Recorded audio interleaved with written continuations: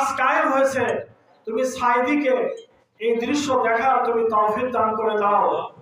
এই কোরআনের মানুষটিকে নির্মমভাবে তাকে জেলখানার ভিতরে হত্যা করা হয়েছিল।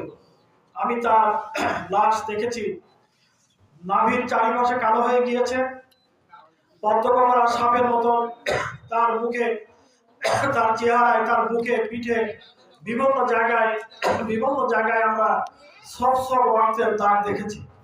অতএব ডাক্তাররা বলেছে তাকে মারাত্মক বিষ প্রয়োগে জেলখানার ভিতরে হত্যা করা হয়েছে।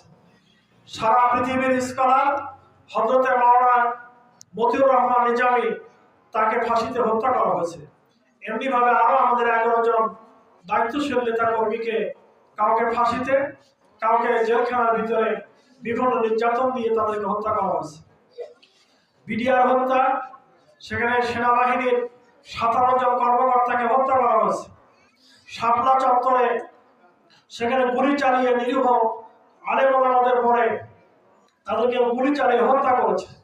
আমাদের বাইতুল মোকাররম মসজিদের সামনে মৃত্যুর ভয়ে, লাশের ভয়ে দাঁড়িয়ে তারা রক্ত করে